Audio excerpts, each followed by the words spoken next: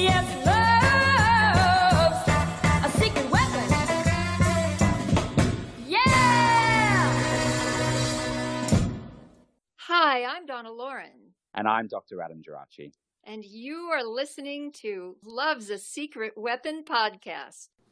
Welcome back to Love's a Secret Weapon podcast as Donna continues reading from her memoir. You might remember from our last episode, Donna was discovering a new voice in hand-painting silk. While learning from masters who lived nearby on the Big Island of Hawaii, she was experimenting with different techniques. And now to tell you the rest of the story, over to Donna. Chapter 20, Eloquent, Part 2.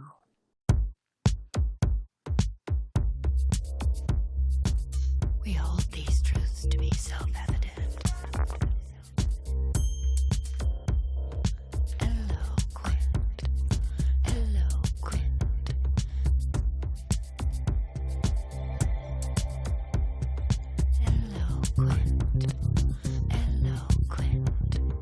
Eloquent, eloquent.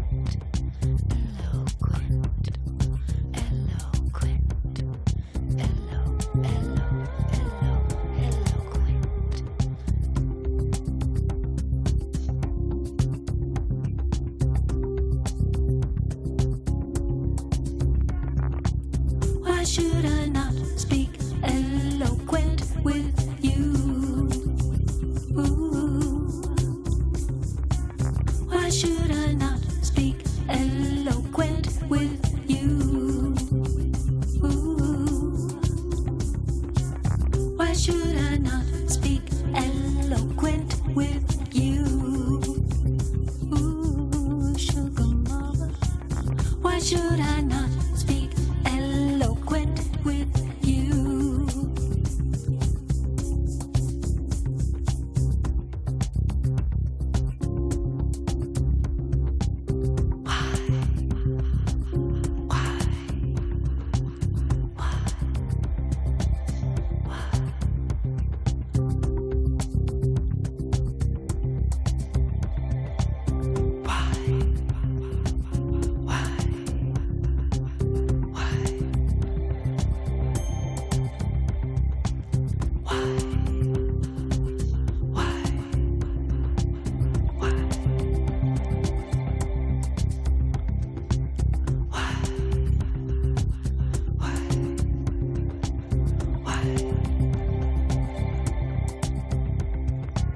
Why should I not speak eloquent with you?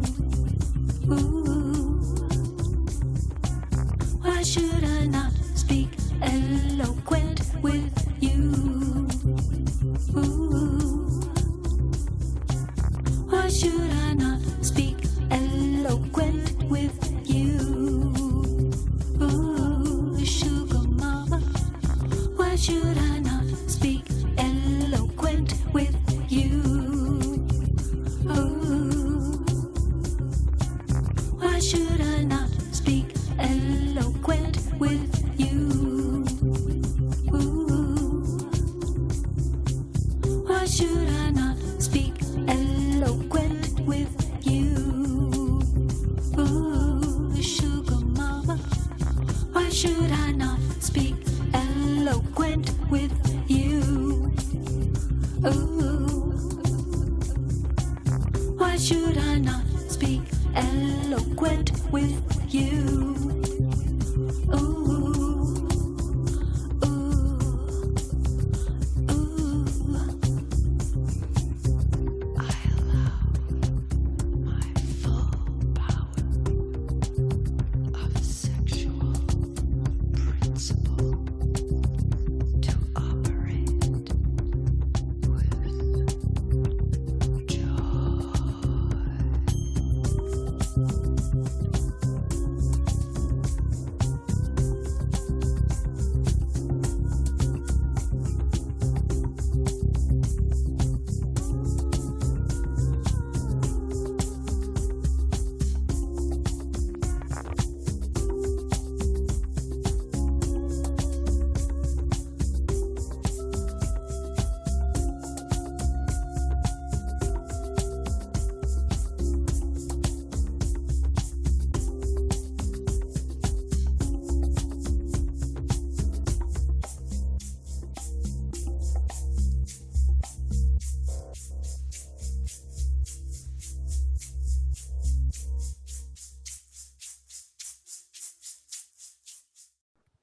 During this whole process, I had an altar in my bedroom where I would meditate. On the altar, I had pictures of my children, as well as remembrances of other family members. With an ocean between the conflicts that I had with my family, I could safely feel them in my heart and speak to them in the form of prayer. I would apply the same technique when I chose songs to sing. Sitting at my piano, I would sing Don Henley's song, Heart of the Matter, or Leonard Bernstein's Somewhere, and direct the lyrics and the emotion of the melody to my children or my parents, hoping that somehow they would get a sense that I was communicating with them. At this time, I had no physical contact with my parents. I truly believe that there was not enough room on this planet for them and me to share the airspace. I read a book once called The Dance of Anger that said when family members have conflicts, they create distance. Some can live next door, some move to another city. I had to move to the middle of the Pacific Ocean to feel there was enough space for me to exist. I was striving to get to the point of a state of bliss that I had been taught about. In layman terms, a state of bliss means to activate the pineal gland, which is located behind the forehead and is sometimes referred to as the third eye. The pineal gland is about the size of a lima bean and is unfortunately dormant unless it is activated. It's not like the heart where it just keeps beating as long as you're alive. This little gland is what turns the light on to your immune system. Once the pineal gland is activated, there is basically a domino effect for the thyroid, thymus, lymph, and adrenal glands. For those of you who may be interested in knowing what my experience of activating my pineal gland is, close your eyes and begin breathing consciously. Now, with your eyes still closed, roll your eyes up to the middle of your forehead to where the pineal is located. Continue breathing slowly and deeply until you feel completely relaxed. Set your intention to activate your pineal gland by thinking of a white light such as a star in the heavens above. Let your eyes relax for at least 10 minutes, and you may experience a pulsing of light in your midbrain, which is your third eye. This is a magical moment, so it takes practice and focus. It also takes a genuine connection with spirit, which is completely effortless. You're just there in the moment, ready to receive, and when you do, you are completely energized because now your immune system is working optimally for you. One day, I was sitting on the rug in front of the altar, and with my eyes closed, I started seeing an image. It was such a new experience, and I didn't want it to end. The image was of a shape that looked like an eye, an almond eye, with a sweeping line at the end, which began pulsing in my mind's eye. In that moment, I received an ethereal message from my great-grandmother, Adasa, whom I was named after. Donna is the English derivative of my Hebrew name. The message I received felt like she was telling me, "You will be looking through my eye." My great-grandmother conveyed to me that she had lived a life of oppression, and she wanted me to experience all the things that she never could. Feel the grass beneath your bare feet unbound in shoes. Wear diaphanous clothes on your body that embraces your femininity, free from shame. Let your hair flow on your shoulders in the breeze and feel light as though you were floating. These were her gift of words to me. It was a very sacred moment joining with my great-grandmother's soul. And from then on, I saw my designing of clothes through my great-grandmother's eyes. On my next trip to Los Angeles to visit my daughter and son, who was in town, I made a special effort to see my therapist to discuss the life-changing news that I had received. When I moved to Hawaii, Beverly and I made an arrangement to have phone appointments as well as in person whenever I was in the city. By then, I had already created a few garments for my wardrobe. That day, I wore a hand-painted gardenia pattern chiffon blouse. I had this crazy prolific gardenia bush in the garden outside Jared's office, which would give me 40 flowers at one picking that I could float in a bowl in the house. Never before had I been successful in growing gardenias, so naturally I wanted to pay tribute by having them painted and turned into something that I could wear. Beverly took notice and was quite impressed. She not only commissioned me to make her something that day, but she advised me to contact a luxury boutique, Maxfeld, in Beverly Hills, and talk to the buyer. Beverly also told me about a shop in Malibu called Planet Blue. That was very encouraging and really stimulated my imagination. I took 3 of my blouses as prototypes to show the manager of Planet Blue and left them on consignment. After returning to Hawaii, I received a call that one of my blouses had been purchased by a celebrity's wife. I was fortunate that Jared and I had made an investment in a rather small commercial building on the main drag of the town of Waimea called Mamalahoa Highway. There were other businesses occupying the building, with one vacancy that was 500 square feet. This became my atelier. Down the street a little was another boutique that specialized in local crafts. A very well-known citizen of Hawaii, Patty Cook, owned a boutique called Cook's Corner, where she sold locally made food products and crafts. Patty knew everyone on the Big Island. She was a terrific source for lahaula woven items. Hawaii's favorite shortbread cookies, jams and jellies made of berries such as pohoa that you could only find in Hawaii, chocolate, anything and everything that was grown on the Big Island and made there could be found in her shop. When I received a knock on the door of my atelier from a woman carrying a camera, she boldly explained, "I just talked to Patty about my latest project, and she recommended that I see you." At that point, I had no signage and kept the facade of my atelier more or less like a little laboratory with the blinds closed. Shri, the lady's name, told me that she was the fashion editor of Honolulu Magazine and was starting a modeling agency. She explained that she was looking for unique items for models to wear in a book that she was creating called Hawaii, Heaven on Earth. I showed her the very first hand-painted pareo, as well as a dress that I made in a very similar pattern. Shri decided to use both items. The day of the photo shoot came. The location was in the newest lava field, Kalapana. In 1986, the volcano Kilauea left a massive trail of lava there. You really had to watch where you were walking because some of the lava was still soft enough to sink into.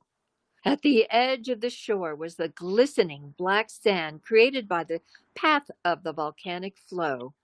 Shri brought a model that was a mixture of European Polynesian blend, fair skin, and dark hair. The dress I designed for myself, which was hand-painted red hibiscus, fit the model perfectly. She stood barefoot on the black swirls of lava, holding the matching pareo above her shoulders so that the wind would catch it like a sail. Behind the model was a lava tube, which is cavernous and quite awesome to explore if you have the courage. This made a great backdrop for the lady in red. 2 more of my personal dresses were incorporated in Shri's book, and those were shipped to Honolulu so she could use them on her models at 2 locations, Queen Emma Summer Palace and Princess Iolani's palace. I was in the process of making another dress from a rose in my garden called the Peace Rose. Shree chose to use this one on her model for the cover of Honolulu magazine, as well as a little article explaining who I was and what I was up to on the Big Island. Together, we coined a phrase, Paris in Paniolo Paradise. I was an anomaly in Waimea doing couture, while the majority of the citizens were dressed Paniolo style. Paniolos were essentially the Portuguese cowboys that worked on the Parker Ranch, which was 1,000,000 acres of cattle land. The common Paniolo style is red and white or blue and white, large check cotton cowboy shirts and muumuus, sort of a picnic tablecloth effect. There was a very small faction of artists painting silk, but I was the only one treating it as couture. My work was definitely juxtaposition to the norm.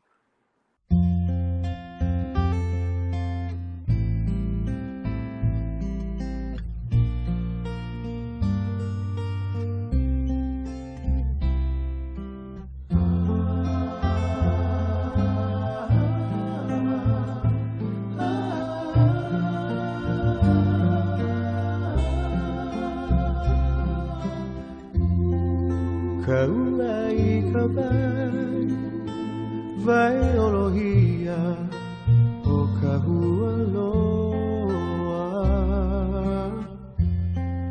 kokohi kabai puhia e tu aloha e o mai.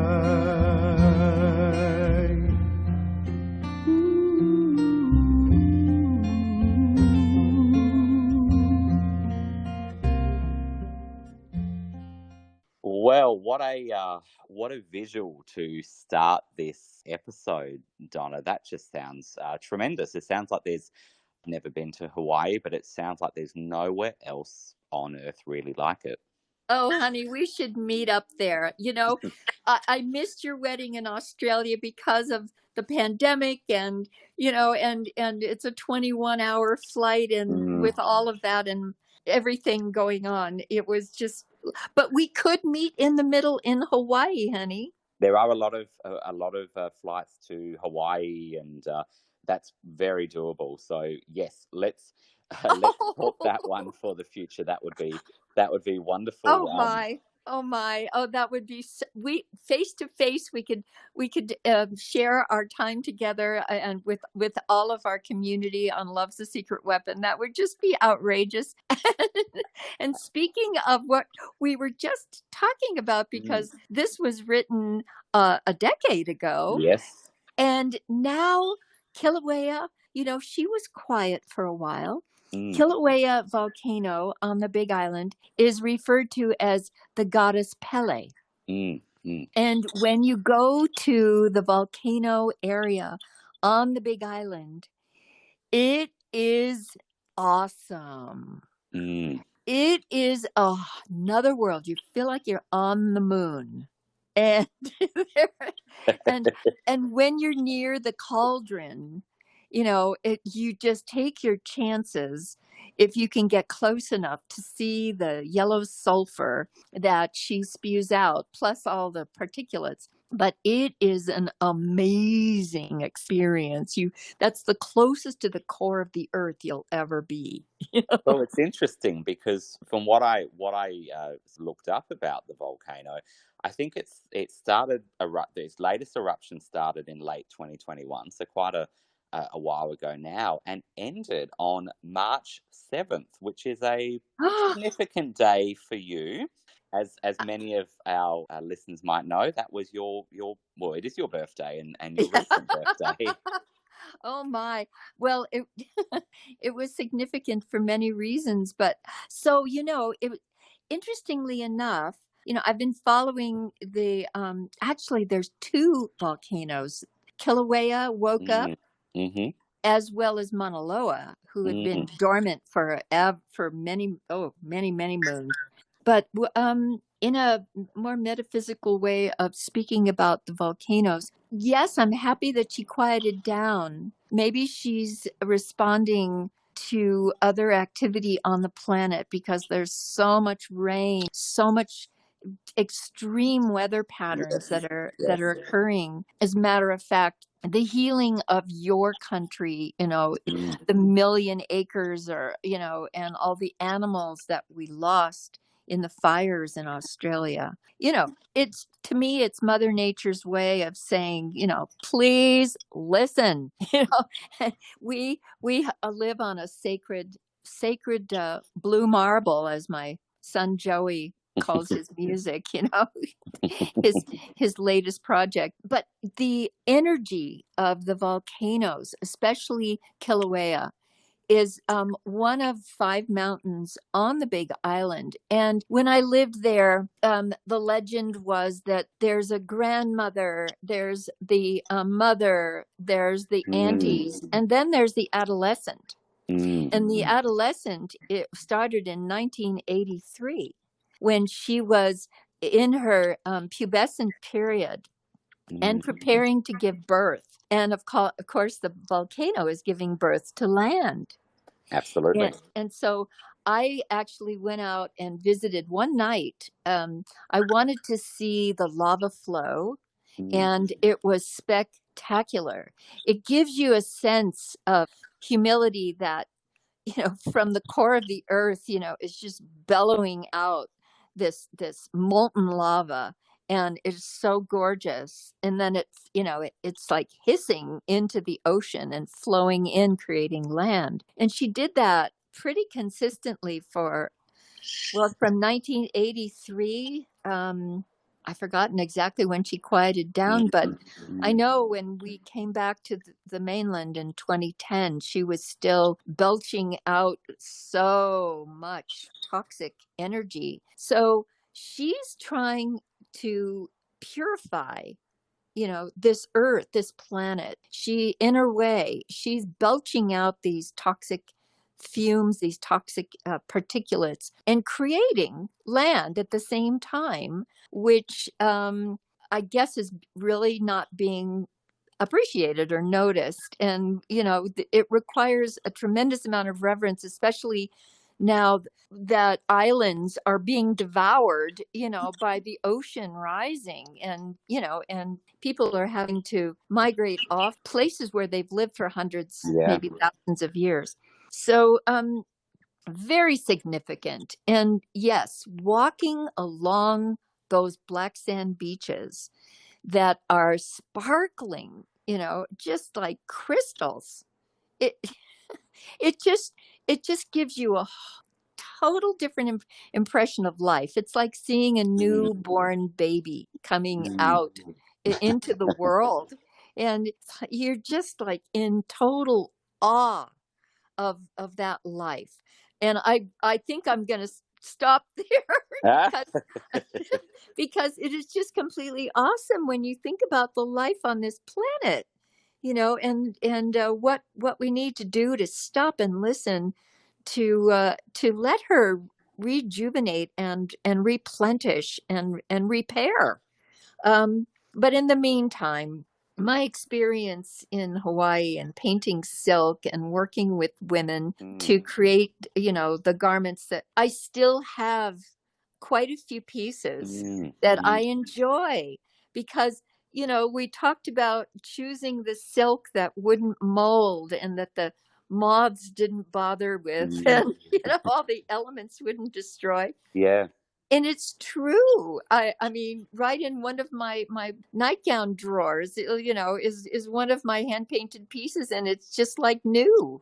It's Absolutely. crazy. Yeah, I think that's what we were talking about in that previous episode, the idea that if you invest the time on choosing the right material for the right environment, or the environment that you're in, things can last for generations. And I'm sure many people listening, while they might have not necessarily created the clothes they wore, although some of them may have, particularly some of our audience who been familiar when you were talking about even designing your own clothes in the 60s and simplicity pattern and all those sorts of things, that there might be people out there who have kept these garments that they've designed or they bought at that time, and the extent to which they've cared for them all these years and they've managed to keep them, I think is really special. Yeah. It's pretty darn amazing. You know? And it's pretty cool. It must be pretty cool to think, something you've created, and I'm sure painters feel the same, or sculptors or whoever else, that you create something and it goes on to have another life with someone else. Yes, indeed. Yeah. Yeah. Actually, I have a friend who visited me in October from Hawaii, and she reminded me that I think it was in 2000. Well, she was my friend Keiko, who was running for mayor on the Big Island on the Green Party ticket, and that I had made her a campaign wardrobe. And she said some of her pieces she still enjoys. So, and that was the year of the dragon, I believe. So I had some dragon images painted, and she reminded me of that. So yeah, of course she loves clothes, and we have that in common. So Oh, fantastic. And yeah, because as listeners are getting exposed to this story, because they might not know as much about it, because you haven't always, in the same way that we've spoken about the 60s career, we haven't spoken as much about this. But I guess just to remind listeners from where we left off, that at the moment a lot of what you're talking about was very much about designing for your own passion, your own interests. There wasn't a thought really at this early stage that we're talking about that this would become a business and become a series of boutiques, which ultimately it did. That's true. That is totally true. I mean, I think we spoke about moving to a completely different environment. I mean, even though I vacationed in Hawaii over and over again, it was for a limited amount of time. And so whatever I brought with me, or if I needed to acquire something, then I would purchase it. But living there, that's a whole other experience. Yeah. And yes. and living in on an island, it took about a year for me to open my closet with all of the clothes that I did bring from California Yeah. and see things that I designed, like in the 60s that I still had. I remember a suede ensemble, and it went to rust. Yeah. Yeah.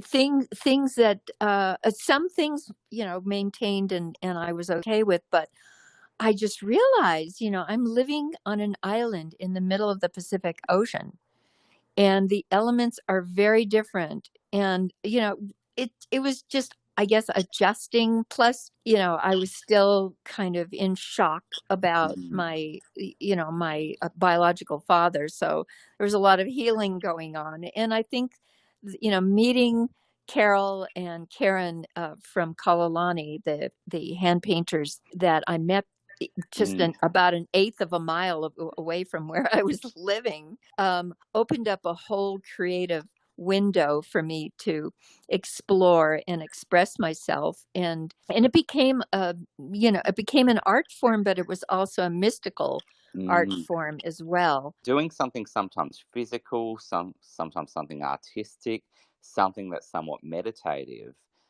is really important for times when we're experiencing particular challenges or issues. And this idea that whether it's something that's a practice, such as a meditation or a mindfulness exercise, or whether it's something that's not considered, meditation or mindfulness, but puts you into something very mindful. Because I imagine working with clothes, working with sewing, is something that really you kind of have to be a bit in the present moment, and you have to be very aware of yourself to do so. And we know the benefits of present moment awareness.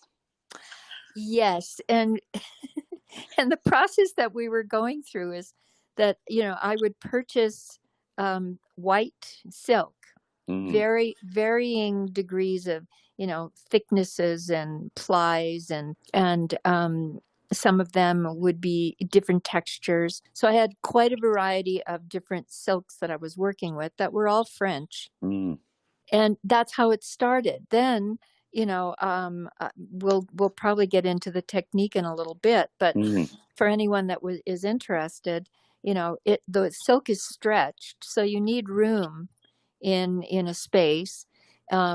to stretch the silk that you're going to be painting. And then if you have somebody like me that says, well, wait a minute, I see the body and I see how I want to lay this out. And I know what pattern, I'd like to go here anatomically. And then I'd convey that to my painter. And while she's painting, I have other fabrics that have already been painted, and they're being hand rolled. The edges are hand rolled, which is a technique that we used silk thread from Japan on the French silk, and it's 10 to 12 stitches per inch. And that's when I started thinking about heirloom quality.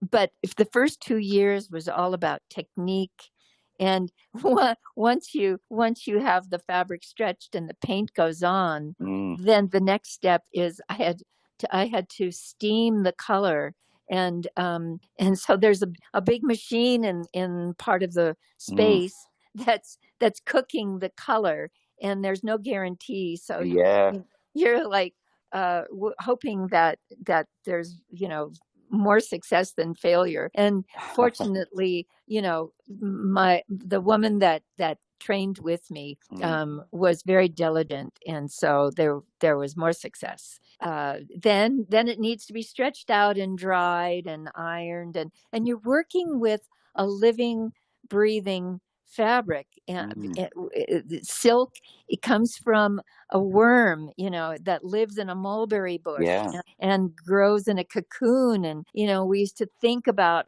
how many worms did it take to make this? How many, the life that was recycled into this fabric. And then when it's wet, it grows like a worm. It grows, and as it dries, it shrinks, just like a worm moving. So you think about all of these elements, and you just have all of these various dimensions of awareness while you're engaged in making a blouse or making a dress. It's tremendous.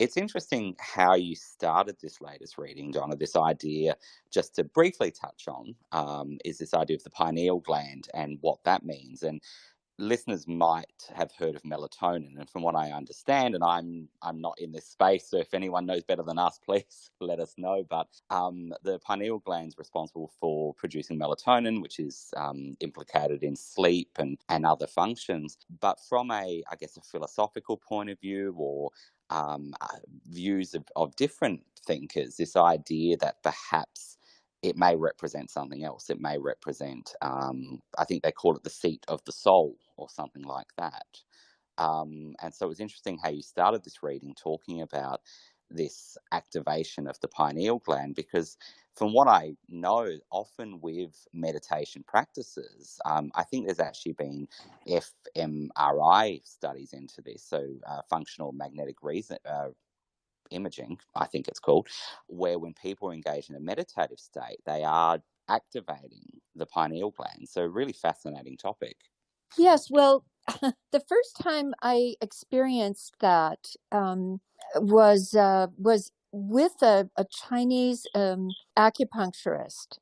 And he literally walked into the room and blew his breath into the room. And it was like this energy force. It was like a gale, Mm. and it just blew that energy right into, I guess the center of my brain.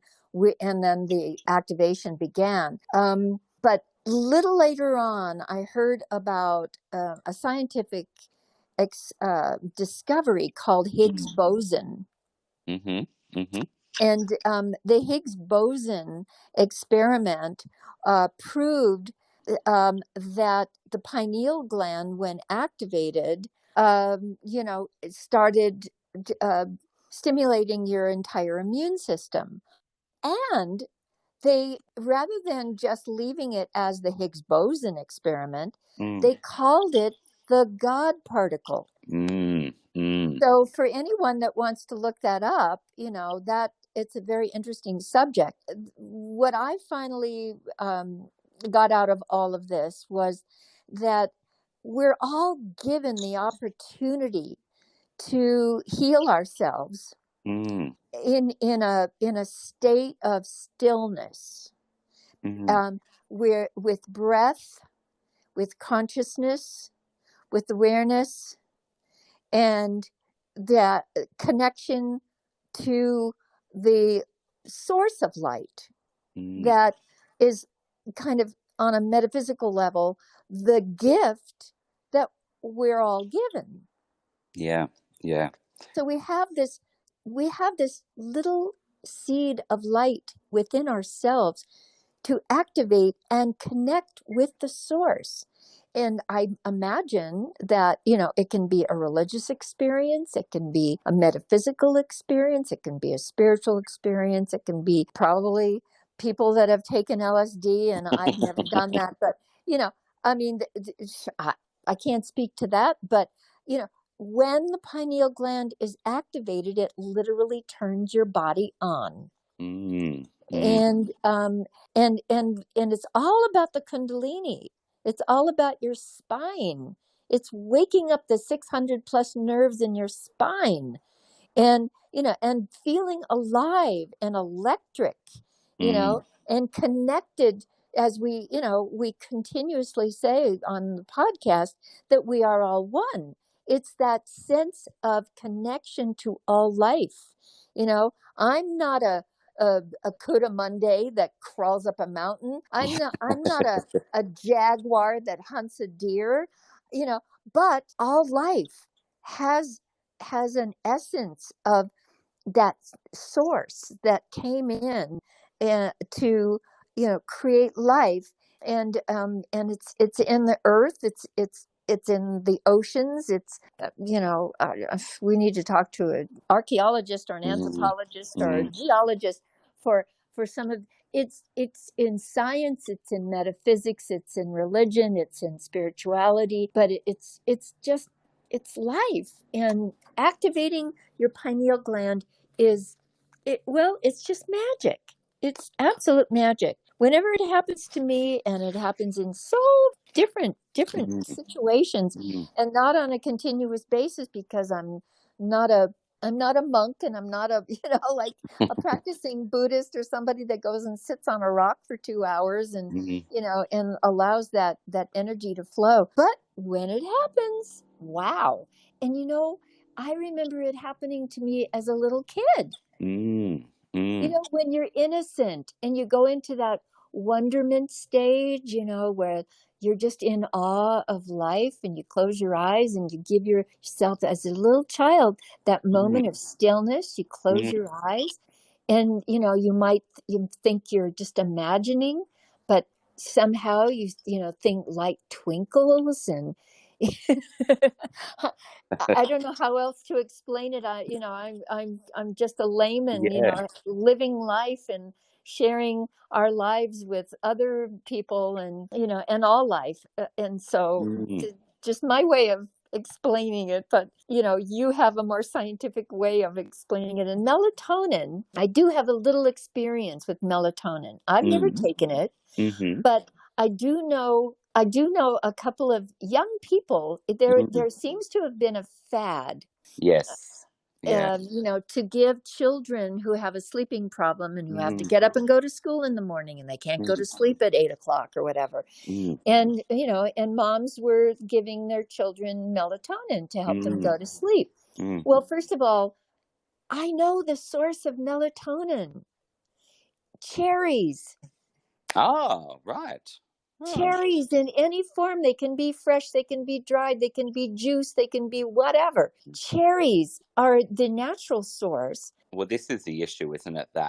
And I remember it as well, that a lot of people started, engaging in taking melatonin capsules before bed. And, I think there's always a place for certain things, but just being aware of what you're doing and what can be the effects of it. And are there also other things that you should be doing, which is thinking about how you sleep and how you've designed your room and when you turn off your devices and things like that can be sometimes some natural changes that we make that don't always require us to go to something in a pill form. But you know what, Dr. Adam, the melatonin for an adult, especially as you age, you do have a physical depletion of hormones. And so it as a supplement for an adult, melatonin apparently it doesn't affect you like it would a child.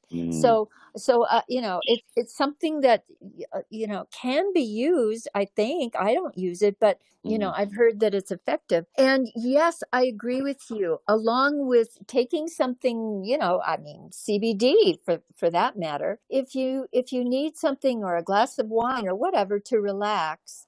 And but it's to find peace of mind and to ask for rejuvenation so that you can begin a new day. That's very true. And I think just I'm kind of reminded of, and I think we've touched on this briefly before, but in terms of this idea of cultivating a connection with people, this idea of we are all one, or having kindness towards other people, or compassion.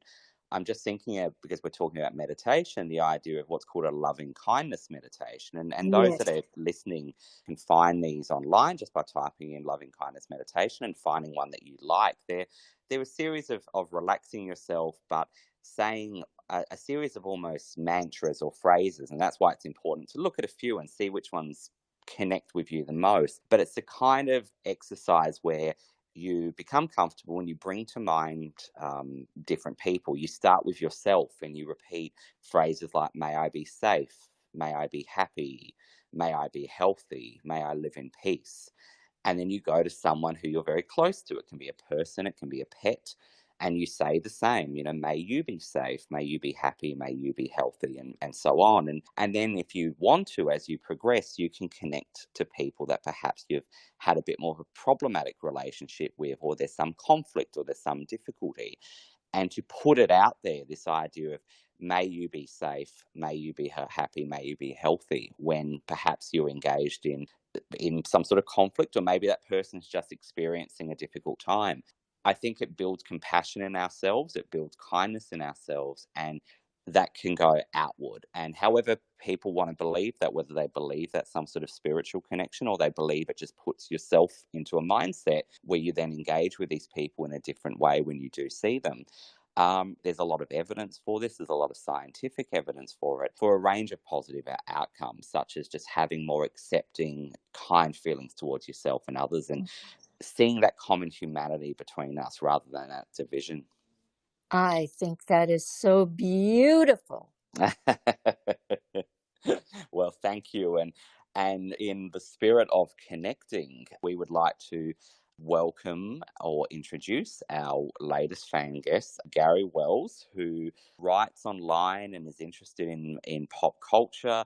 And I think what's really cool about the internet, and I know this might sound very it might show my age a bit, because I remember a time pre-internet, but it was always so hard and you guys, your business, which I know you will talk about in subsequent episodes, were really at the forefront of using the internet for online commerce.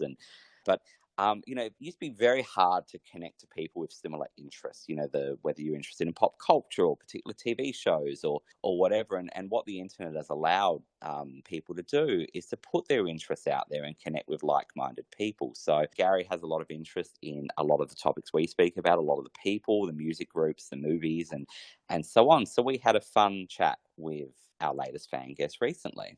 Oh, wonderful. Well, I look forward to talking with Gary, and I look forward to our community to share with him and be part of the conversation. So welcome, Gary.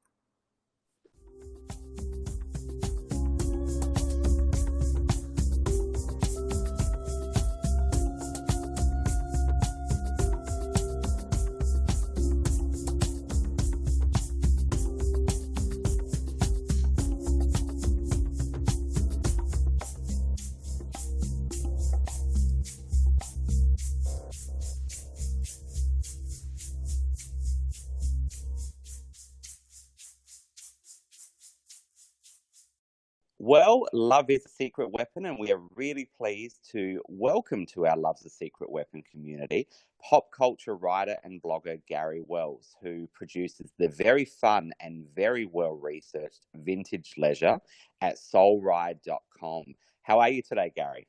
I'm doing very well. Thank you very much for having me. I'm going to put the applause machine on. All right. I love it. I'll take it. Everybody needs a fan, right? Oh, for sure. Yes, and I do too. Absolutely. We don't have the budget for an applause machine, but we will do something with that. Okay. And Gary, we're interested in where your story begins in terms of pop culture. To begin with, are you a child of the mid-century, or? Well, you know what? I was born in 1972. Oh my, same as my daughter. So you are just, that's the rites of passage, darling. And you're coming up to the best years of your life.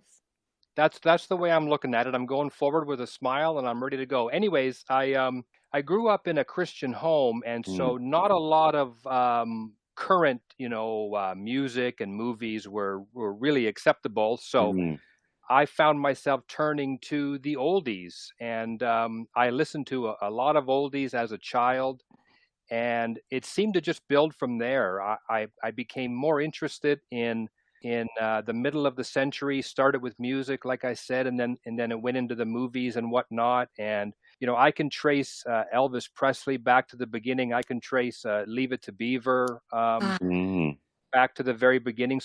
But there was something about it all, not just the enjoyment for me, but maybe I was wired with a certain thing where I really got into it. I sensed that there was a depth to living in this era in my mind, and I call my website Soul Ride because I feel like that's what I'm doing. My soul is taking a ride, and felt like I was able to tap into something really significant in those years, and it just grew from there.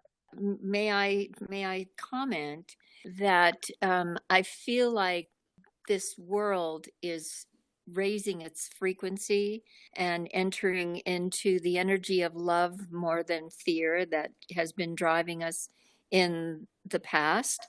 And you, my dear Gary, are a soul of the future. Of course, many, many souls, if one believes in that, but your soul is ranging in a higher frequency, so that you feel a sense of community, and you feel that sense of renaissance in the 60s and maybe late 50s, but throughout the 60s. Yes. That was very, very focused on the idealism of love. Absolutely. You phrased that well. That's right. Yeah, it's and you grew up in Toronto? That's right. I was born and raised in Toronto, and I'm still in Southern Ontario, not in Toronto anymore. But so it's been a Canadian experience, a Canadian journey. So well, I've watched.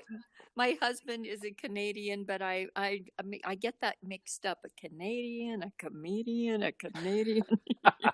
Why get boxed in, hey? Yeah, right. That's right. Live free. Yeah, sure. Okay, excuse me for interrupting. Go on. Oh, yes. So it just sort of went from there. And in high school, I began to write. First of all, it was poetry and short stories. If I read them now, it might be quite embarrassing. They were pretty derivative of whatever I was into at the time, but it just sort of grew from there. And I think it was the films of Elvis Presley, really, that I grew up watching. And everything you ever read is I guess sort of negative, from a negative standpoint, about the quality of his films. And as I grew up, I could see that plainly, but I kept asking myself, but what about the joy? What about the fun? What about the sheer bliss that I feel watching these movies? Is that not worth something? So I began to think I'd love to write a book on his movies and to dish on each one. And I had read a lot of trivia books that so and so visited him on the set during this movie and blah blah, and that's fine. But I wanted to talk about, the suit he wore in that one scene, or or the song and the origins and this and that. And that, as time went by, a book sort of faded into the mist. But I thought, well, maybe the internet will afford me some sort of a vehicle that I could do this. And when I started years ago, it was a means by which I could dump out all this poetry that I had built up. But then I thought, well, now that that's all done, maybe I could write about some of these things that I enjoy. And so, again, reading my early blog posts, it's like, oh boy, like hopefully I've improved from there. But but I thought, I want to get this out there. I'm not sure if anybody will read it, and I kind of try to steer away from wanting the likes and wanting the clicks and wanting and just sort of do it for myself. I kind of thought that's what a blog was about. So, and if there was any quality inherent, then the people reading it, that would come, and thankfully it has. But That's wonderful. And I remember thinking, maybe, do I have really enough things to write about, to talk about? Well, that has not been a problem, because it seems like no matter what I watch or what I discover or what I listen to, what I read, there's something I need to report on that. Somebody needs to hear about that. So it's been going on, and with the internet, I've been able to link up with some other people with the similar interests, and they've used me, and I've used them to spread the news about the 50s and 60s and 70s. And it's been a real kick, because things like this happen, and you feel a camaraderie, because there is some of us out there who not only lived it and did it, like yourself, Donna, but loved it, and it means something. You know what I mean? It's not just interesting to know that was released on this date, but I can imagine what the person felt who bought that record, and when did they play it, and what was the room look like? You know what I mean? So there was, like I say, there was a real depth in there that I just need to keep mining. So I plan to go on until just to keep on going. That's lovely. That's lovely. I mean, to kind of live, in that mindset and perpetuate it into the future. Sure. The sense of community that you're feeling, with this particular era. And the message really, when you go back to the Elvis movies, okay, maybe the writing or maybe whatever, Sure. you can critique it, Sure. but he was a true vessel of love. Oh yeah. His voice never faltered. There was not one bad note out of that man's mouth. No. Ever. No matter So- what nonsense he was singing about, he managed to That's give it right. his thing, his thing. That's right. And did you? I was going to ask 2 questions, Gary. What would be your if you have to choose one, your favorite Elvis movie? And then the second question is, have you seen the recent film, the biopic? Well, the first question, I thought once upon a time, a while ago, I wonder if I could identify favorite movies, because whatever mood I'm in, whatever season, day of the week, my favorites change. But I was able to identify that my absolute favorite movie, period, is Blue Hawaii. Oh, yeah. Night and you and blue Hawaii. The night is heavenly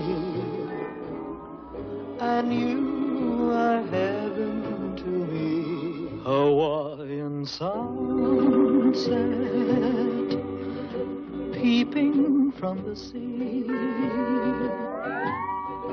Blue Hawaii. With Elvis as your personal guide to America's exotic Eden, our Polynesian paradise. Elvis brings you the vacation of your life in his first big musical since the sensational G.I. Blues. It worked. She's jealous. As he hits the beach with the most luscious armful of delight on the islands. Don't you like it? Oh, I love it. And I thank you for thinking of me. Oh, I wasn't thinking of you. I was thinking of me. Yes, the most gorgeous Wahinis on Waikiki are taking lessons from Elvis when he gets a job guiding gals with more than scenery on their minds. Let's go on a moonlight swim, far away from the crowd, all alone upon the beach. If I can, falling in love with you. The funny thing is that, and this is I try to keep my site honest. Like, I admit that this is a negative thing, but there's joy to be had. And Blue Hawaii is a perfect example because it set the die for Elvis. It was so popular, and there was 14 songs. I think there's 7 in the first 13 or 14 minutes, if you can believe it. Oh, wow. I do. So, I saw it recently. I've just been actually writing or something recently about Blue Hawaii and G.I. Blues, Hal Wallace Productions, battling with the seriousness of Flaming Star and Wild in the Country at the same time. And the box office, well, Colonel Parker is looking at him saying, "See, son, this is what we have to do." So I'm digressing, but Blue Hawaii, absolute favorite, just because of the joy of it, the fact that he was on location, which he wasn't often. It's a fun cast and great songs, and I just love that movie with all my heart. Now, the biopic, it's funny. People get to know that I'm an Elvis guy or whatever, and people I don't even really even talk to at work normally will ask me, "Hey, have you seen the movie?" And what I've come up with is, and they sort of chuckle because I am being kind of funny, I'll allow it. I tell them, I'll allow the movie. It's okay. Because, and then I get into the weeds a little bit with some people and their eyes glaze over a little bit, but there's he's taking some license with some of the elements of the story. Yes. But you have to accept that with any Hollywood film. It's not a documentary. It's a dramatic film. So we can expect him to play a little bit fast and loose here and there. The 50s, for some reason, and I can't figure it out exactly, I struggled with it. Something about, maybe it was Baz Luhrmann's approach, the quick cuts and the fast moving and everything is coming at you a mile a minute. And I just couldn't really latch with that. But the 60s and beyond, what I came away with was that it was very sympathetic to Elvis. The movie loves Elvis. The movie is willing to forgive him for any and all things. It even lets him off the hook a little bit with the drugs. If you dial into a couple of the scenes, there seem to be all these reasons where he has no choice but to use drugs. And I could argue a little bit with that. He needs to be held a bit more accountable, perhaps. But instead of a slanderous movie that was filled with errors left and right, it was a very sympathetic film that really held Colonel Parker's feet to the fire. I was kind of surprised. And they were very generous to Elvis. And in the final moments, particularly, it was very sympathetic, and it held him up to say, this man was something else. Look what he did against all the odds. So I definitely give points for that. And Austin Butler, of course, it was stunning, Austin Butler. So without that, the movie would have failed miserably. But things came together, and it was pretty well done. It's very exciting visually. It's stunning to watch, that's for sure. And it was very exciting, and I thought it was a pretty good movie. And I thought it was, like I said, it was okay. There's a couple things I could beef about, but that maybe is for another day. But it was a pretty good movie. Fantastic. And Dr. Adam, have you seen it? I haven't had a chance yet, so I'm interested to sort of compare my notes with you, Gary, once I do. Have you seen it, Donna? You know, I must admit that I have a really hard time looking at anyone trying to portray that kind of an avatar. Absolutely. I'm passing. Well, I don't blame you. And that was something that I said from the beginning. And I even think in my review of it on my site, I said, you know what? We don't need Elvis. People don't need an Elvis movie for one thing. Like, thanks, but no thanks. And how can you accept? There was nobody like Elvis, even in any way, shape, or form. There's nobody that can get up on the screen and make me believe that it's him. So right off the bat, there's this, I don't know, a barricade or something. Like, you can't portray the man. So I almost think, why would you bother? I mean, Austin Butler did well, but that's a tall order, and that's the hard thing to get your head around right from the outset. Yeah, I mean, I'm going to divert into one biopic that was about Marilyn, and I think what is her name? Michelle. I'm going to say Michelle. No, it's not Michelle Williams. Hang on. Yes, Michelle. It is, isn't it? Yeah. She pulled it off. I couldn't believe it, because I'm the same way about Marilyn. Please don't try to duplicate, because it's only try. But in that particular storytelling, she was so respectful of the character that she pulled it off. But it's really hard to try to recreate that kind of phenomenon. Yeah, and I do like what you say, Gary, about this idea that it's a Hollywood movie that I think sometimes people pick these apart and say, well, characters been omitted or amalgamated or whatever. It's like, if you want the story, go to the original source. If you want this, do that. But I think it's also interesting what you're saying about where Elvis's career kind of could have diverged either way, that he'd done some of those more serious films. I really enjoy Flaming Star because I'm a big Barbara Eden fan, and she's in that, of course, and a wonderful woman as well. And do you have any sense of what Elvis thought of the way that his movie career went? That he could have gone more in that sort of, I guess, serious direction, but he went in this different avenue.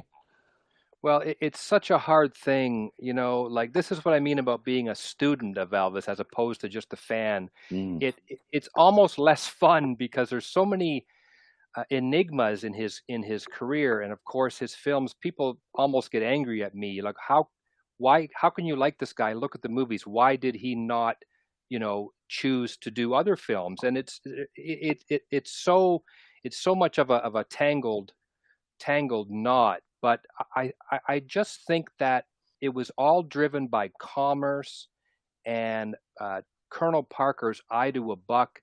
Like, I grew up, hating his manager, but I've come to learn that it's not quite that black and white with Parker. He was a master promoter, and there was nobody like him in terms of negotiating a deal and going up against the Hal Wallaces and the people in Hollywood. So he got his boy the money, and he certainly did well for himself with his many side deals. But I think, like I said, recently I was thinking about Blue Hawaii GI Blues versus Wild in the Country and Flaming Star. And you know what? Even to quote again from the Elvis biopic, one thing they got right was Tom Hanks is narrating as Colonel Parker, and Colonel Parker says, but you didn't want to see him in serious films. And I felt almost like, oh, I feel convicted now. You're right. Like, look at me. I love Blue Hawaii. Like, I love GI Blues. And I love Girls, Girls, Girls, and all the silly movies. I love them. So fans back in the day, well, they probably loved Elvis and wanted him to be another Brando or Dean. But dang, Girl Happy is so fun to watch. I love him, Shelley Fabre. It's so wonderful. So what do we want as fans? Would we have wanted, 31 really serious, dramatic films? Nobody would have seen them. He never would have got past 6 or 7. So he made the romps that everybody loved. There was beautiful girls, there was great locales, and it just worked, I think. So why he kept going, he was just wedged into this place that he just couldn't get out, or it would have taken a Herculean effort to get him out, and it would have been red tape coming out I don't know what. So it was, you get into that rut, as we all know. It's so easy to just cruise along in that rut. It's the path of least resistance. Whatever, this is easy. The script is no problem. There's 12 goofy songs, and we're all making money. Now his career is being harmed, definitely, but it's working. And so the thing also that Alana Nash, the author, made a good point, that with his songwriting apparatus that he had, the publishing issues and all that, I think it would have been really difficult for Presley to have released records through the middle 60s that were competing with the Rolling Stones, the Byrds, Bob Dylan, etc. Where could he have gotten the material? I don't know where. So he was basically safe in Hollywood. It sustained him until the time was ripe for a change. So in the end, we have these wonderful, you're not kidding, wonderful films that are a joy, like just a joy to watch. And every now and then there's a serious one, great.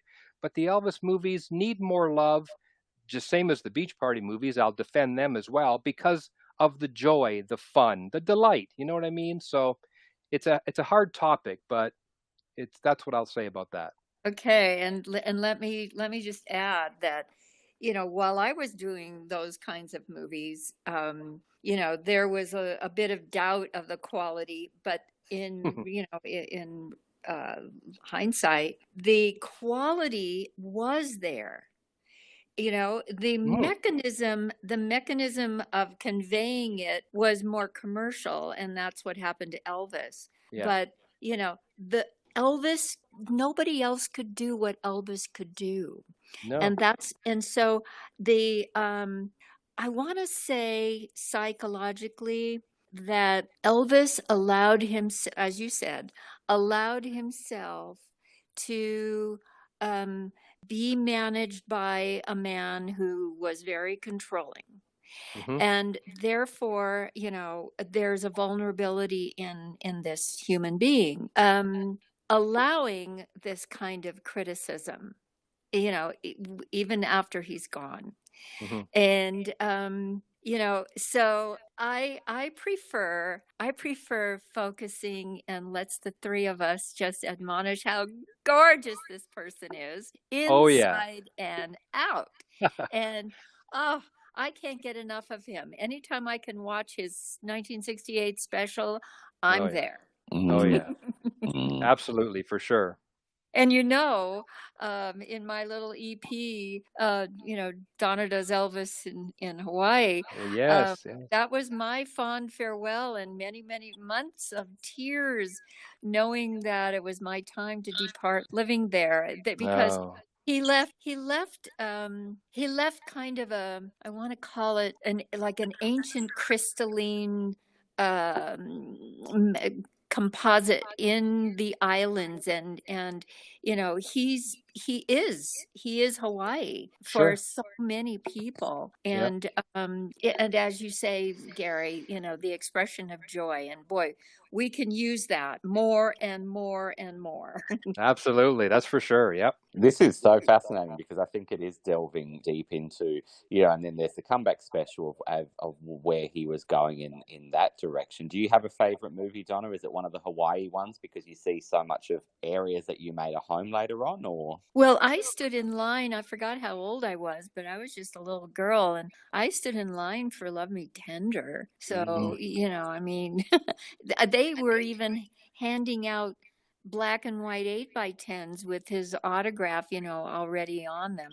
And I took that home and cherished it, so, but I love Jailhouse Rock. I love that.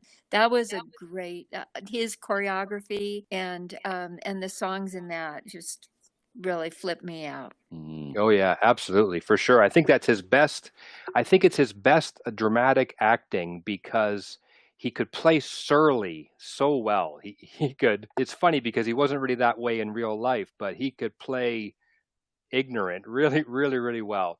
King Creole, I think maybe is his best film, but I've often watched him in certain scenes in his face, and I think the material was so heavy that he did his best to rise to it, but the little bit lighter fare in Jailhouse Rock, he was just able to nail that. So those are two magnificent films with great casts, both of them too. Absolutely, and that's the other thing, like the Beach Party movies. When you think of these casts that you had in these films, just tremendous, absolutely tremendous. Being able to see so many of these people, and how lucky, Donna, for you to see some of those people in living color when you were working on some of those films. Right. So tell me, Gary, are you living the lifestyle of the mid-century? As much as I can, yes. And I think that for the most part, it's borne out in attitude and where my head is at. Like my wife will joke, did you hear what I said, or do you know where we're driving? And I'm just thinking about who wrote that song, and was that the Brill Building or was that Motown? And I'm just thinking about things from 60 years ago, and that's where my head is at all the time. And your soul is comfortable there. Oh, it's very much comfortable there. And I'll talk with my stepfather and my mother, and I'll say, what a time it was where you could just be nice and be simple, and it was simple pleasures. And my wife and I live that way very simply, and it's just less clutter in that era, it seemed. And so my head and my heart are there all the time. And I think sometimes I try fashion-wise too to be. I was going to say, because I had the opportunity to be in Palm Springs for many years, and there's so many people in Palm Springs, from their automobiles to their wardrobes to their houses to their furniture to their entire lifestyle, even their cocktails. Are definite from that era. So do you have a tiki bar? No, I don't have a tiki bar. I have a study that I try to fill with, vintage pieces that I'll find. But again, my basement is just my happy place, and so I try to keep the odd vintage piece. But we always joke about it'd be nice to buy a cottage or buy a cabin somewhere that we can furnish with all these things that we find in the thrift stores or whatever. So I don't get too forceful with the furnishings in the house, though. I don't want to overstep my place here, So Are you a record collector as well, Gary? Oh yes, I got into it when I first began to experience the vintage media sort of thing, and then I realized, dang, these take up a lot of space, and so I got off of it for a while. But then I hooked up with I think it was a Facebook group where the fellas were sharing their records, and I got the fever again. So now I'm they're spread all over the place. I try to be choosy, with what I buy, because I don't want just to have quantity, because I don't know what I'd have to do in my basement to house them all. But yes, I am a record collector. I do love them. I cherish them. And I always wonder, how on earth has this thing made it all this way 60 years later or whatever to my hands, to my turntable? It's a thrilling piece of it's actually from the past. You know what I mean? It's like seeing an old car at a car show. You're thinking, amazing, this is actually from the past. So the records are quite magical. Yes, I do love my records. What I love about that, I was just going to say that what I love about that as well is that they are still vibrant. That I think, there can be that tendency to collect this stuff and it just ends up in a cupboard somewhere. But if it's being used, if it's being displayed, if it's being enjoyed, yes. It's from the past, but it's not just a relic from there. It's got a new life now. It certainly does. You talk to Jack White in Nashville, and his Third Man Records is based on vinyl. Oh. And I've seen the tapes as well are coming back, which I think we could take or leave tapes, frankly. I think records are wonderful. Tapes, I don't think, but it's kind of a hipster thing at the moment where people are releasing their albums on tapes, which is cool. That's okay. Okay, yeah. Probably not for us. Anything retro, but but the vinyl, the vinyl is I'm trying to put this into words, you know, when you say it's the past, and I feel how you are about treasuring that era, and now you're, you know, you live it, you live in it. But I'm trying to put it into words about how, you know, I perceive, you know, just talking about my memoir, but you know, Dr. Adam and I uh, bring bring us up to the present and into the experience of you know, looking at it in from the reflection. Mm. But what I think, it's like any form of creativity, whether it's vinyl or, you know, or a heavy metal car, that are were the best. You know, I mean, Yeah, yeah, they were the best. yeah. You know, and that whole experience of, you know, what's new and looking forward to the next model, and you Mm. know, it was so innovative. And I think that, you know, from my experience living in the 60s, guys, that, you know, we did have that period of time, and it was juxtaposition because there was always a war going on. Yeah. You know, came through the Korean, you know, then into, yeah, out of a world war into the Korean, then to Vietnam. So, Mm. you know, you always had that, but there was such an air of creativity. And I think that it was really stifled, you know, when the 70s came along, and the Nixon era, and, you know, politics just really put the kibosh on a lot of creativity. I think, you know, Hmm. people started withdrawing, I think, and it's been step by step that way ever since. But now I feel it's returning, and I think what you are experiencing, Gary, is you plucked the seed, and maybe Dr. Adam, you have as well. You know, you plucked the seed from the past and are sowing it in the Uh, present. yes.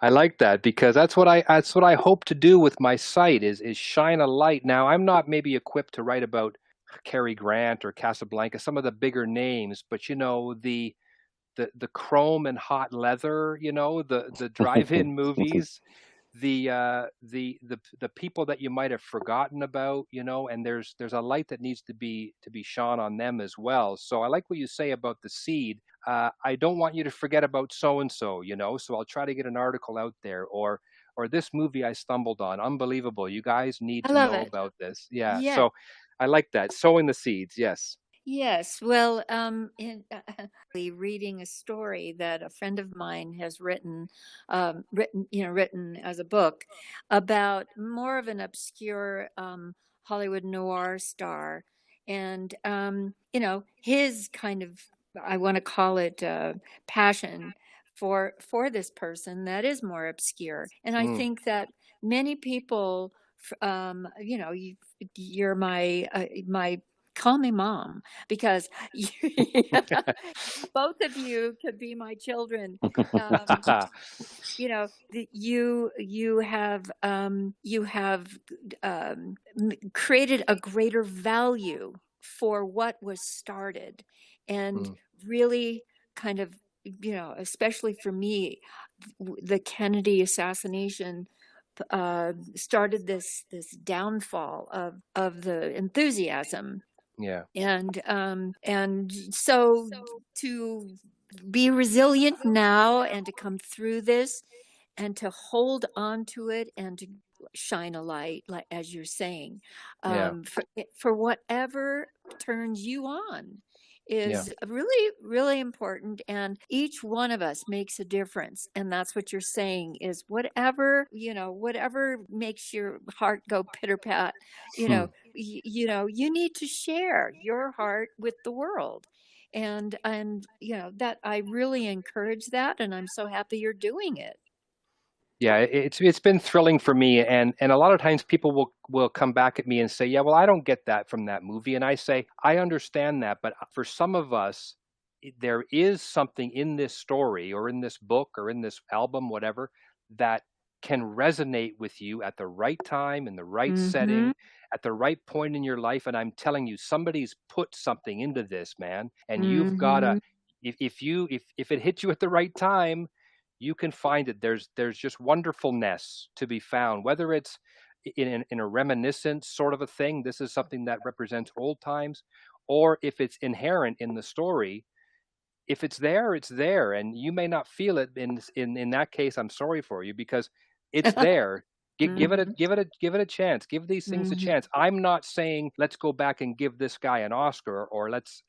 I understand about quality and the levels of filmmaking, whatever, but there's things there for you to enjoy. There's bliss in there. There's bliss. Yeah, absolutely. I think I was asked recently to do a really quick sort of media grab for something here on one of the news channels, and it was about a farmer who had come up with a TikTok about his farming life. And they asked me, they said, why do you think this is really hit, and why is it popular? And I said, you know what, I think it's because it's uncynical. He's not being cynical.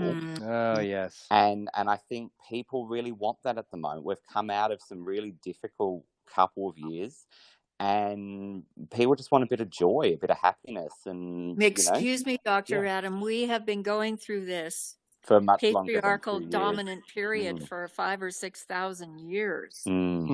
We We all have a lot of reparations to do, and and focusing on love is the answer. Yeah, absolutely, so true. And we've been asking you a lot of questions, but I know you've also got questions for Donna. So please, let's turn the tables. Let's let you do that. All right, great. Because I did have a couple of things that I was wondering about while I was writing my article on Donna for my site. And so this is a great opportunity to maybe get it from the source. And the first question I had was, I've had discussions with people as to why more Donna Loren songs didn't end up on the charts. Why was there not more hits? And I've come up with a few possible reasons, and I just wonder how accurate these are. I've suggested that perhaps your voice was too good for pop radio, really. It was too rich and too bold. I mean, I've heard it said that your influences were more full-throated singers like Mahalia Jackson and Edie Gourmet, and that influence can really be heard in your singing, particularly in the lower register. Additionally, I did notice with a bit of a smile that some of the lyrical content of your early sides was quite mature, and I wondered if maybe that was a bit of a hindrance to widespread acceptance. And lastly, I know it's a long question, but lastly, I wondered if your affiliation with American International and with Dr. Pepper hurt your standing in the business at all. Did these two connections cause some listeners or record execs, AR men, whatever, to overlook your abilities as a singer and your marketability among younger record buyers? Well, let me take a step back. What comes to mind, it goes back to what you were talking about, Elvis, and that is proper management. I think that the team that was in my inner circle didn't have that focus. And so the one opportunity that I think might have slipped through the cracks was It Only Hurts When I Cry from Beach Blanket Bingo being released as a single. No. And that was never thought of, and that's part of the movie track. Belongs to the company that owns AIP now. I'm not even sure MGM owned it, or It's I don't know. MGM, yeah. Oh yeah. But and that particular version is the most popular version, and yet the one on my album was never really taken, thought of as single. But so to associate with the hit movie and and the main song from it, I think that was a missed opportunity. Sure. Yeah, it's interesting when we've spoken about this before, but yeah, the management issue I think comes up again and again. And then I think, as you say, Gary, there are other factors, of course, that perhaps the focus was on the Dr. Pepper contract and things like that as well. So, yeah, definitely very multifaceted. Yeah, for sure. I mean, that song it's a good point you make, because it's funny, like today, the marketing, that song, the single might have come out, in advance of the film or the album. It would have been really, heavily promoted, and it's a magnificent song. So that's a good point. That's a good example right there. Could have been a lot more done with that. And c'est la vie, because, I'm like you, I'm not counting the likes, and I'm not Right. doing this podcast for the numbers. I'm doing it to bare my soul, and that I have a beautiful companion to be honest with, and who can, be part of my life. So, doing what you love to do.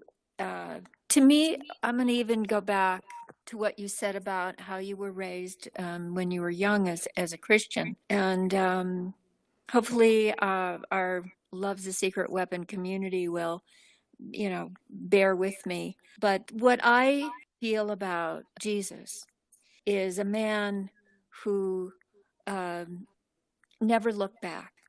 He didn't know that people were following him. That's my feeling. And because he was who he was, and others followed.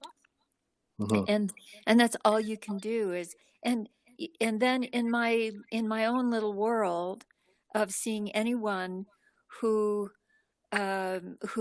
is really true to themselves, they do the same thing. They never count the numbers or look back either.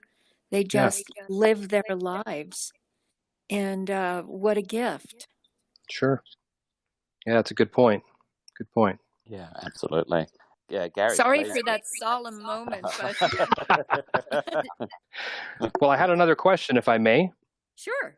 Well, great. I was interested. This is maybe more of a personal thing. I was interested to learn about your stepfather, Maury Zucker. Am I saying that right? Yes. I was blessed with a good stepfather. I just wrote about Antonio Carlos Jobim, whose stepfather bought him his first piano.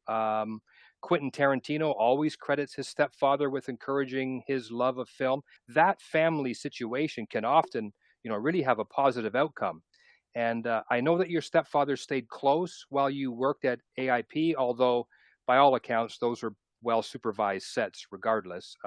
And that he and Dr. Pepper's reps were close by in the recording studio. And I wondered, looking back, was that stifling, or did it give you a feeling of security and the knowledge that you weren't alone out in the wild, or was it a bit of both, or neither, or what?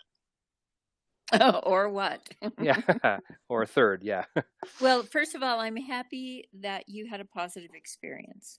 Yeah. I really am, because, we all have to get here somehow, Yeah, that's right. We, every mother is a conduit, and no guarantee that there's a relationship, But I think there was a stigma in my relationship due to the agreement he made with my mother based on a lie. And therefore, I don't think he ever really became a fulfilled human being, other than his photography. And, he did, document my career through his photography. And I do think, he had his own dark room at home. He was kind of an old school type photographer. So, and that was, as I've said before on this podcast, because I did not know, the truth until I was almost 50 years old about him not being my biological father. So the camera that he held was always my focus to bypass whatever obstacles were in the way. But it was a difficult relationship, because I assumed more of the adult role. And and I was put in that position at a very young age So it was a role reversal. Some adults never grow up, and some children are born to take on more responsibility, and then whatever, you know. You can do a backflip and take some time off. Maybe who knows how long it takes to catch up with yourself. But Yeah. that was my experience. It was quite complicated. I do feel that he did his best. He did the best he could under the circumstances. Well, that's good. I don't think he would have chosen to lie. You know, I think, you know, he wasn't that type, but he loved my mother and he agreed to what she asked him to do. Interesting. Okay. Well, thank you for that. You're welcome. We were talking about Elvis Presley a lot, and a lot of the traffic at my site has to do with him.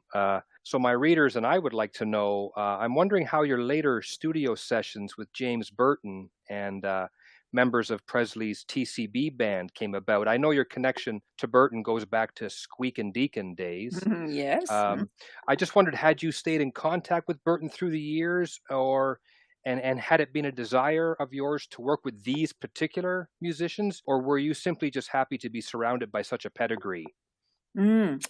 So James looked me up probably in the early 80s, I think. Oh. Very early 80s. And he knew that I was married to someone in the record business.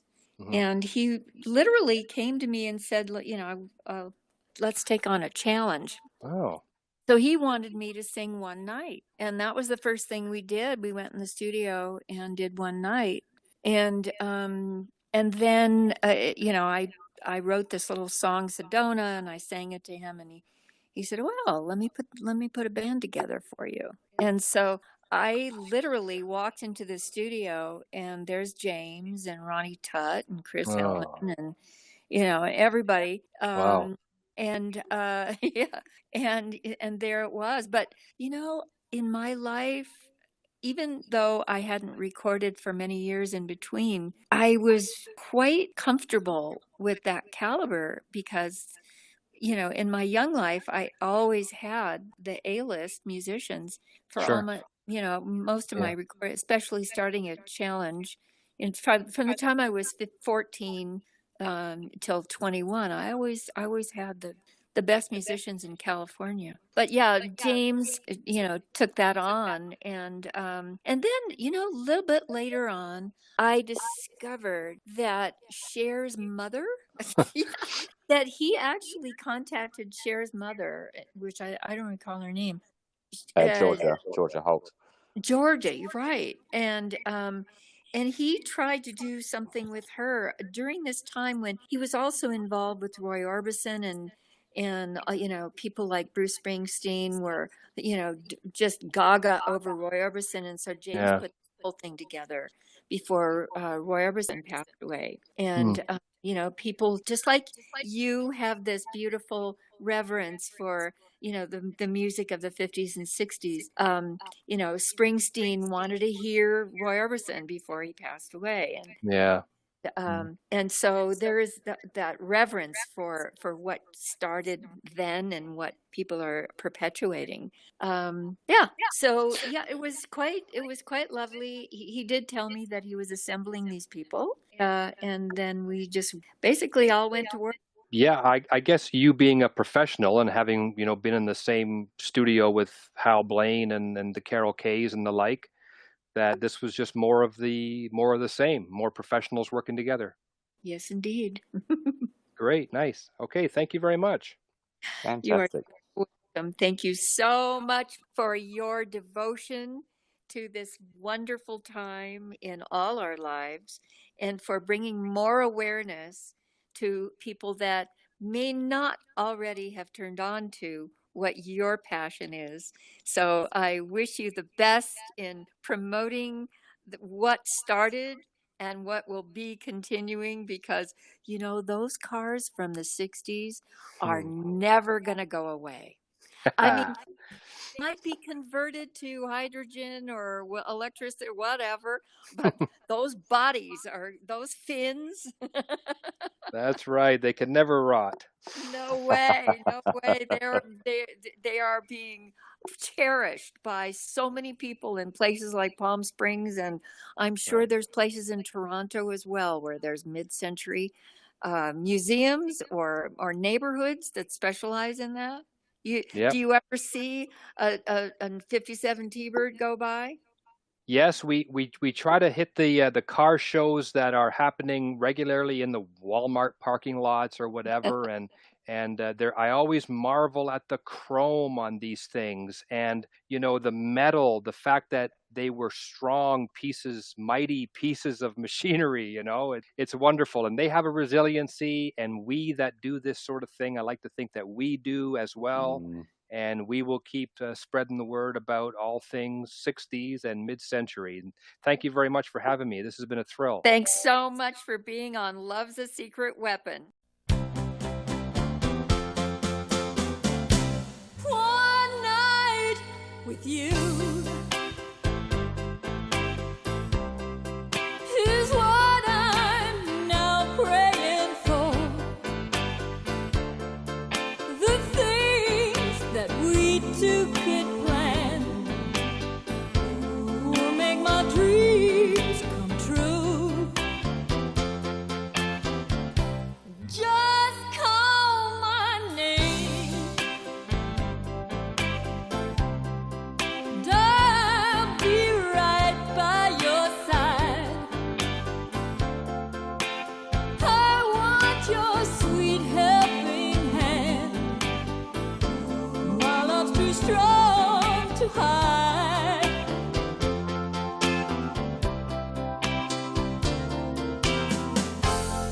Always live very quiet life. I never did no wrong. Now I know the life without you has been too lonely, too long. One night with you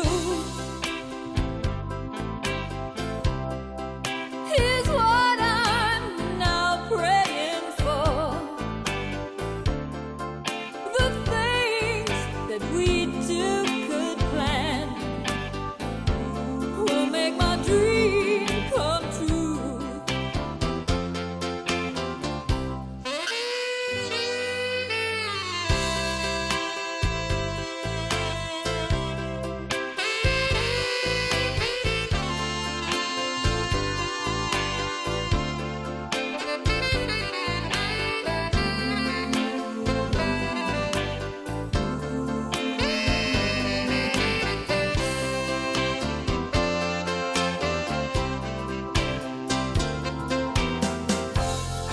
Always lived very quiet life.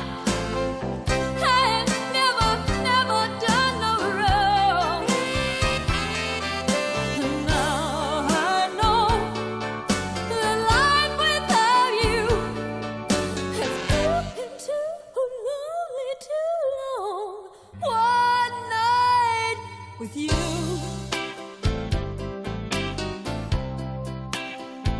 is what I'm now praying for. The things that we two could plan will make all my dreams come true.